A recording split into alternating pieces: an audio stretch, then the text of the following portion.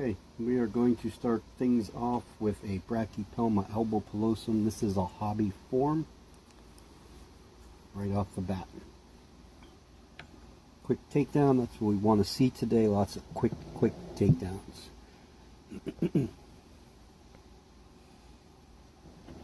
This is a unconfirmed female. Looked female in the last molt. We'll find out on the next molt. Brachypelma vagans. This is one of 5 that I own. 3 hobby form, 2 Nicaraguan. Alright, next up is the Aphonopelma annex. This one I believe is a suspected male. Boom. Another quick takedown.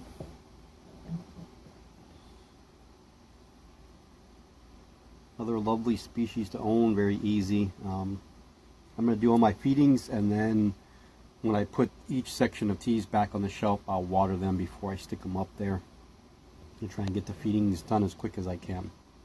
Okay, next up is a Hapalopus species Columbia large. Trying a dubia. See that I now have to clean out the dubia enclosure because I gave them some vegetables. And I got some fruit flies in there, and the egg crates are pretty damp. So I'm going to take them out. Finally, he also booted out his molt. It's been a while. Just the part about dubias that I really can't stand is that they don't move. There he comes.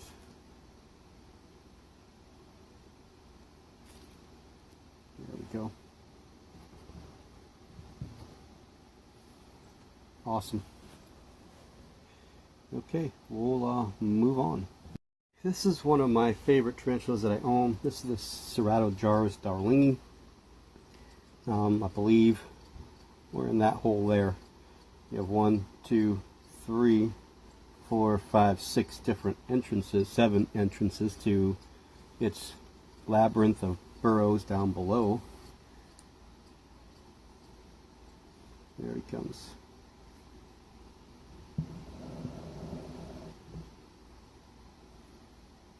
He or she, I should say. Good night. Just vicious. I never really get to see it, out much. Hoping as it gets older, I'll be able to get some good pictures of it when it's out and about. I think 1 more molt, maybe 2 in this enclosure, and then we'll move it to something bigger. That's the Ceratojaurus darlingi, the rear horn baboon. Okay, hopefully. It's not looking very good, hopefully.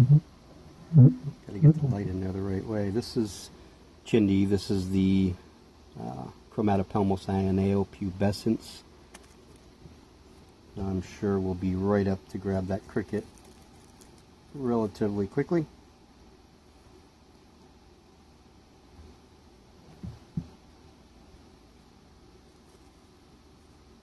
Or not.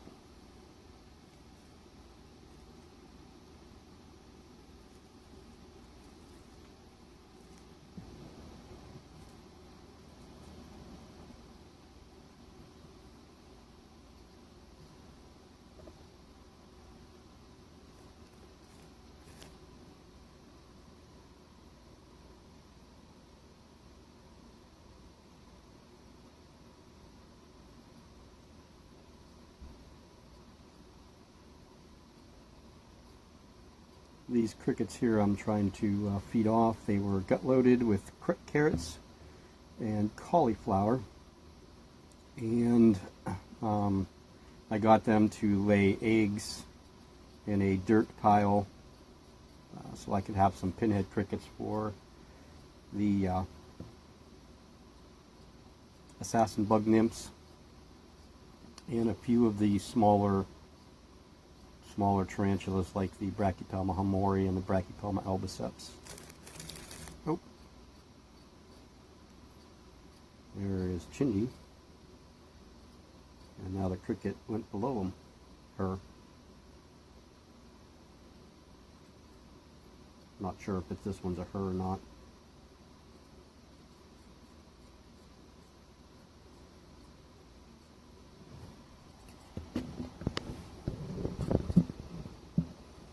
She is in the tall enclosure.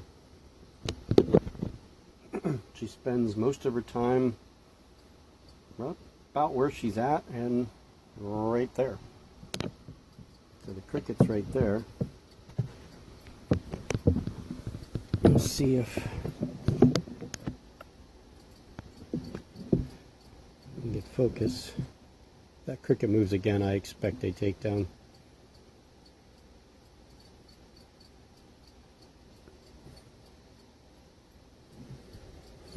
Trying to get comfortable here, because now I got to hold the camera. Come on, move.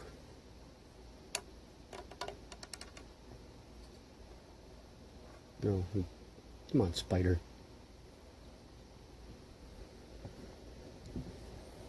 Spider's hungry, but now wants to attack a little pokey stick. There we go. Get ready. GBB. Still small, inch and a half, roughly. Okay, next. Okay, so hopefully we'll get to see this one. This is the one of two Brachypelma Emilius. This is the larger of the two. And this is Haley. The other one's name is Sable. There she is.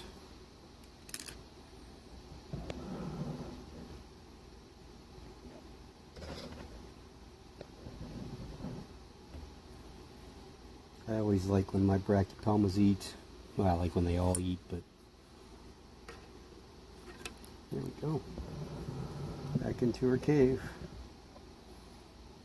She likes to sit right here quite often. It's pretty much where I see her all the time. So, okay, we're going to go on to the Homeoemma species Blue. Okay, here's the Homeoemma species Blue, one of my favorite spiders. Usually good for some really good takedowns. We'll see if it's wanting to eat. No, you're not going to go back there, cricket. You're going to go this way.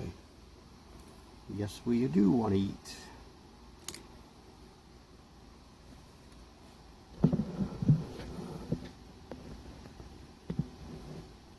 We're getting close. You can see we're starting to get to that point where we're probably going to be molting soon, and we will need a new enclosure after that molt.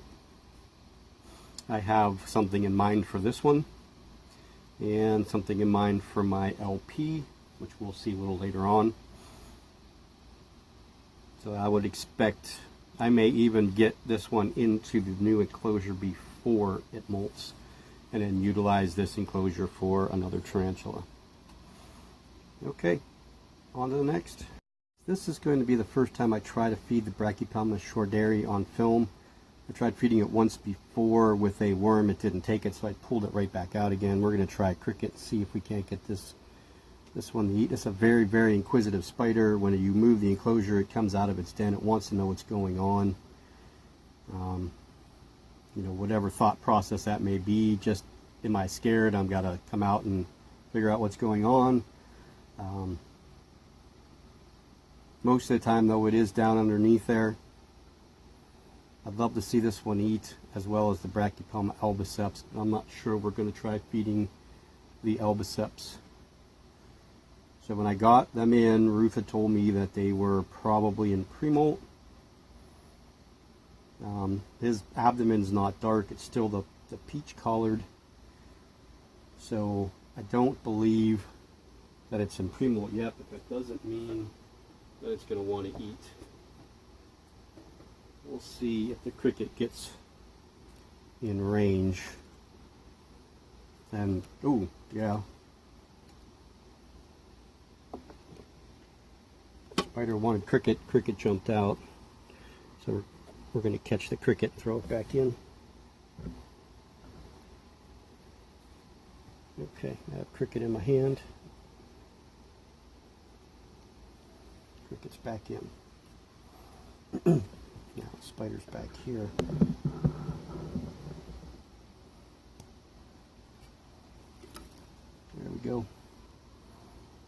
Next, it's awesome. I've wanted one of these spiders for, man, I can't even tell you how long. I'm so happy to have one of these in my collection. There's still a few Brachypelma I wouldn't mind having. I wouldn't mind the Smithy, which was the Netha, Anoratum, Callenbergi, Sabulosum. There's still a few that I wouldn't mind having. There's a new Brachypelma, or not a new Brachypelma, but the new Aphonopelma from Mexico that I saw, that the Vorhesi looks pretty cool. But I'm only looking for, I think that my list is right around 5 or 6 at the most of spiders I want, and 3 of those are Salmopaeus. So, okay, we're going to move on. I'm going to take a look at the Albiceps and see if we're even going to attempt to feed that one.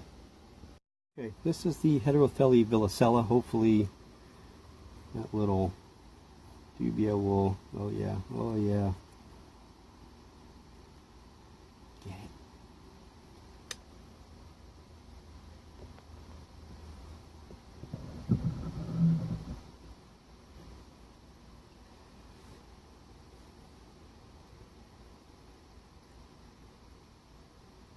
This is a very, very cool dwarf baboon from Tanzania. It's got really, really cool coloring, does some serious webbing, and now it's got a serious little baby dubia. She has done so much better since I moved her into this enclosure out of the shorter, longer one. Okay. Okay, this is one of the 2 Brachypelma baumgartenis. We're going to go again with another small dubia. It didn't even hit the ground.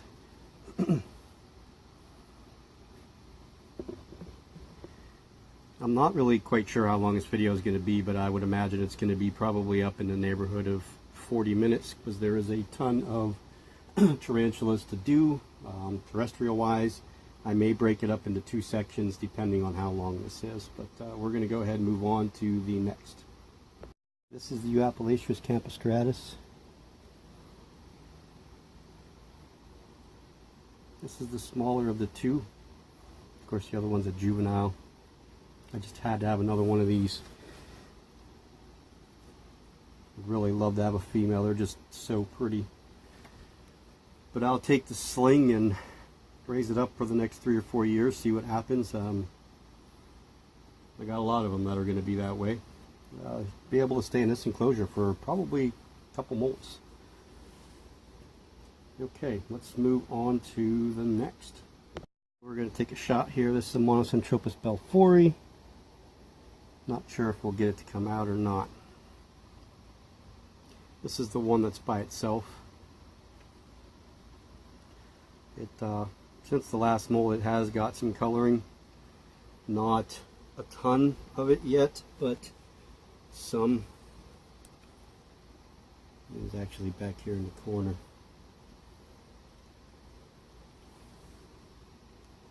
It doesn't have blue yet on the legs. It is tan, a little creamy, not completely, but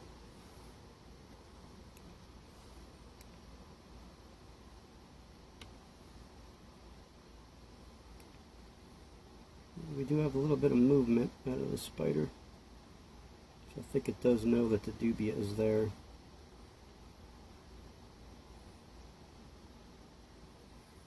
I don't know if it's going to wait for it to come down or if it's going to come on out and get it. Hopefully the latter.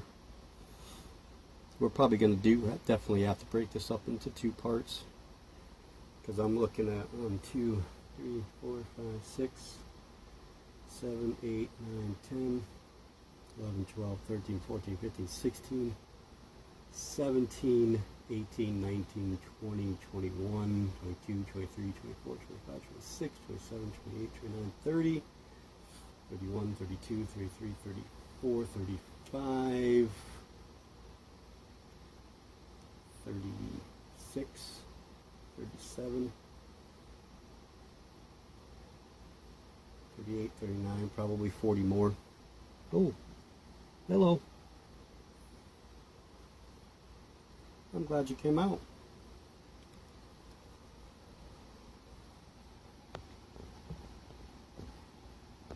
I could tell you honestly, the last Monstranthropus belforii I had, which was the mature male that I sent off, in the beginning I saw it eat all the time, and then I never saw it, and I just never knew if it ate. And you know, when I would move it from enclosure to enclosure, I'd find 5 or 6 dubias in there.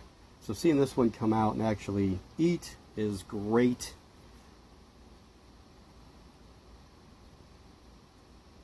And you guys actually got to see it while I was counting.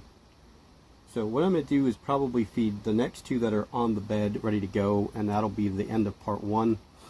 So I will upload that video and then re-prepare for video number 2. Well, they're just striking tarantulas, aren't they?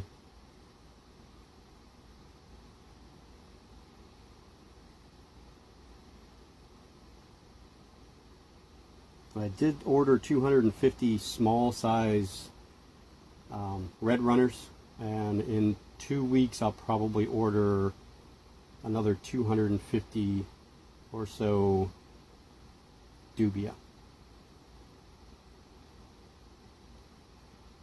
I want to get the dubia raised up over the winter so that they're ready to go in the spring with the adult dubias for the adult spiders. So you're going to like attack it, web it up a little bit, and then leave it? Or are you going to take it down there with you?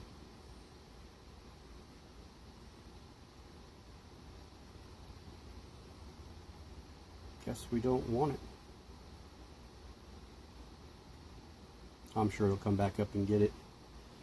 Okay, well, let's get these last 2 in. Okay, I'm not sure how this is going to go, but there is the wonderful, beautiful Phonopelma moderatum.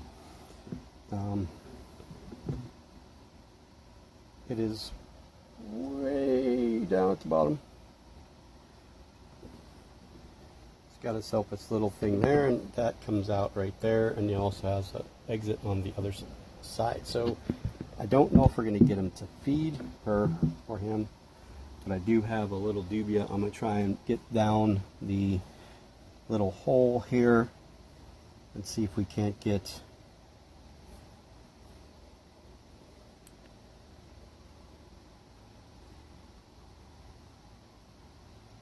it to eat.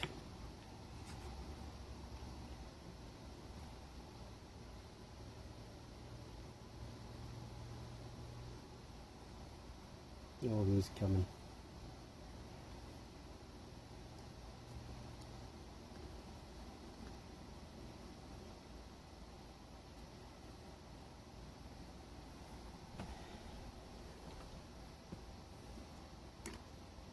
The dubia is right, probably right where the spider is.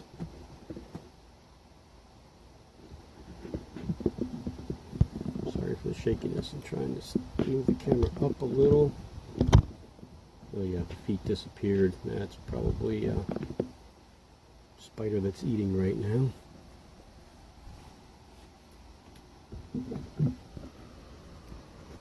See if we can see down inside there or not. Oh yeah, you can see there's the movement. The spider did get the roach. Maybe it'll bring it back down to where we can see it. Let's shine the flashlight. Oh, yep, there we are.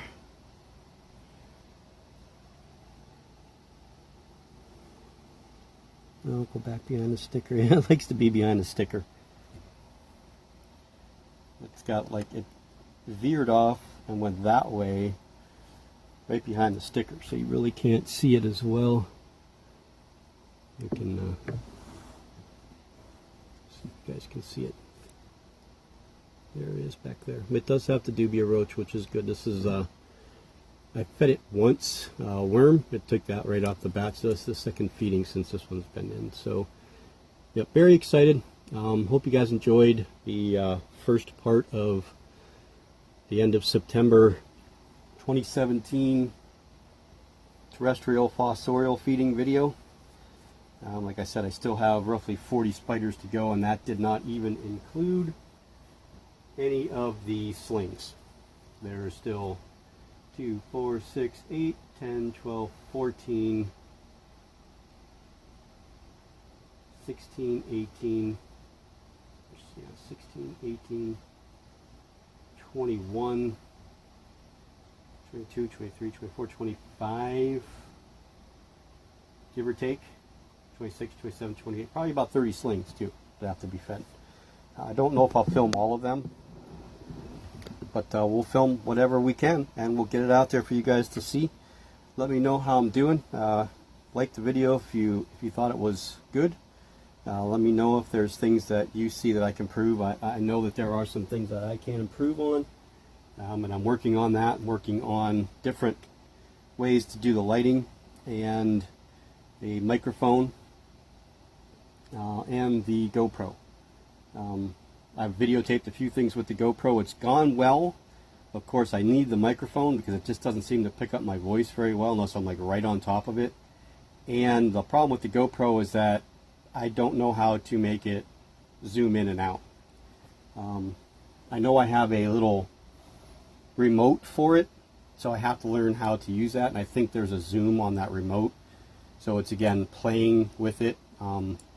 Hopefully through the school, my daughter's going to be able to get the Adobe Premiere video editing program, and Eric's going to get the Adobe Photoshop program at the student discount rate. We're going to put it on my computer, and we're going to start, the three of us are going to work together on some projects with videotaping some things.